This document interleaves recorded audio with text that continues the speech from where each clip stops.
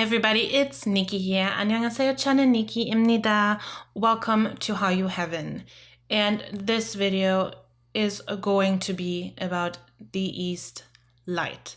You will have heard me talking about it just a little bit on K-pop News Flash. I want to put a warning here. This will be a graphic story as it mentions abuse. If you do not feel comfortable watching it, I will be putting a few time stamps in the description below where graphic content will not be in it, so you can still get the gist of the story without having to see any pictures or hear threats or whatnot. Just a warning out front. The East Light is a rookie idol group under Media Line Entertainment. They debuted in 2016, and this week allegations have come forward that their producer Yoon Young-il has abused them. And allegations have also come forward that they have informed their CEO Kim Chang-hwan about this, but he has not done anything against it. And their producer did not leave the company after these allegations first come forward almost 1.5 years ago, but has just left when they have announced that they will be going public with these allegations. I want to mention that all of the boys in the East Light are underage, meaning under 19 years old. Lee Sok-chul, the leader and the oldest of the group, held a press conference at the end of this week, coming forward with everything that was going on. And I have to say, it broke my heart watching that news conference. An 18-year-old should not be sitting in front of so many cameras talking about how he was beaten, how he had guitar strings tied around his neck that were pulled closer when he was doing mistakes. I should not have to watch an 18-year-old go through this, yet alone anyone younger than that. The allegations so far are them being beaten with a baseball bat, them being locked up in the 5th floor of the company's building. Again, beatings, guitar strings tied around their neck. If they sang a note wrong, those strings would have gotten pulled tighter. What I find quite ridiculous, there was a statement brought out by the CEO where he is saying that he's always affectionately watched over the members and that no incidents of abuse had happened since it had been brought up 1.5 years ago. Yet he did never fire the producer that has abused these kids. And then this voice recording was released. Once you put things into my hands, you just have to leave it even if I beat you to death. Imagine making it to the news with abuse as a celebrity. You guys wouldn't have anywhere to stand. And who would want to take the kids with issues? You shouldn't blow things up. You shouldn't. Your mom and dad will be in more pain.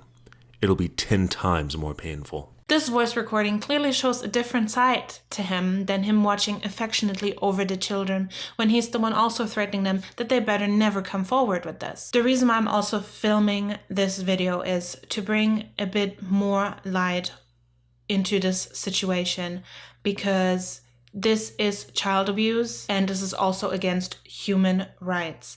And believe it or not, this is actually not the first instance where it has happened in the K-pop idol world. This whole situation is not getting the news attention it should. It's slowly picking up more and more, but it's not as crazy brought out to awareness like it should be.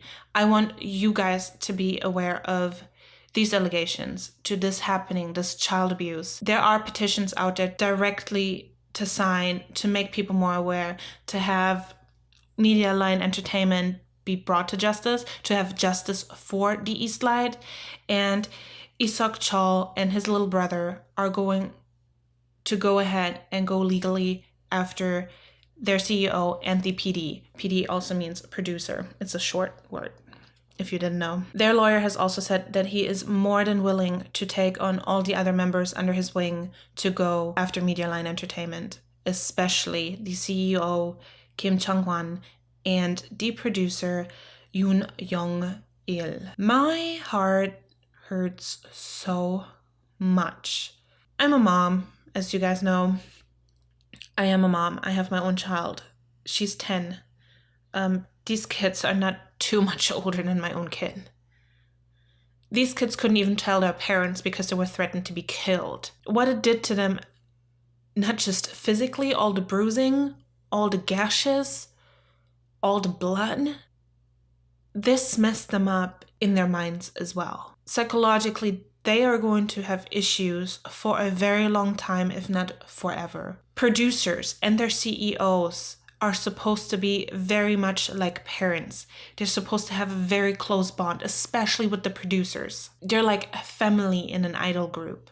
You become a close, tight bond and bond knit a group like a family. And for someone in a higher position to then abuse that power and abuse these children is not right. And again, is child abuse and against human rights. I hope you guys are going to continue spreading awareness for East Light. Tweet it. The hashtag keeps running through my feed every day. I keep running it through my feed every day. I keep posting about it. People need to be made more aware about the situation of the East Light and in general in the idol world that this is actually happening. There have been bigger labels accused of such things as well. However, as times have gone on, these labels have stopped doing all this abuse and have come to their senses, basically. I seem to find a pattern that smaller labels are still very much into the whole I will beat you if you get it wrong. And yes, the idol world is very competitive. There's a lot of talent out there and I know where they're trying to go, but using abuse as a way of getting to that high point, it's not right. It's absolutely not right. For the CEO, for Kim Chang-hwan, haven't been made aware of this almost 1.5 years ago. Not firing that producer and just still letting him work there. Do you know how these kids would have felt? Going to work, because that's their work, going to work knowing if they get something wrong, they'll get beaten. Some people may ask, why didn't they do anything beforehand? Why didn't they come out earlier?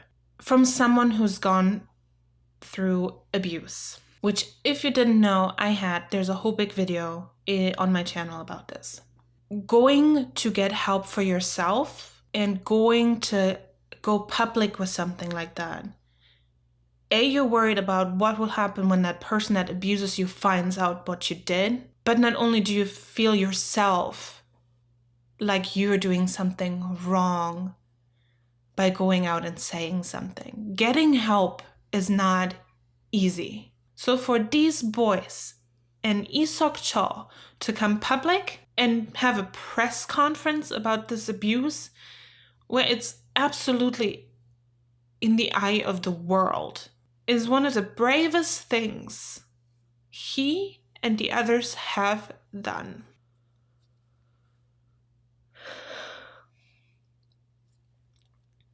I hope that they get the justice that they deserve.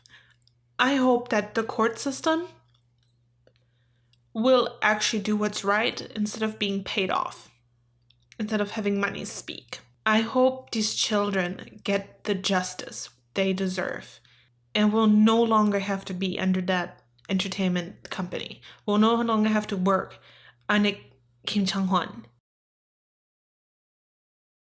And I hope that they'll be all right. I hope that now that it's out, they can get the help from doctors, psychologists, therapists, that they can work through this and that they will be okay. Please, guys, continue spreading the awareness of the East Side. Continue using the hashtag Justice for the East Side and make more people aware of this situation. Please continue following the story on social media. I will try to keep updates as much as possible, as much as I hear from it. Keep an eye out for these kids. They're too young to have to go through this. I love you guys.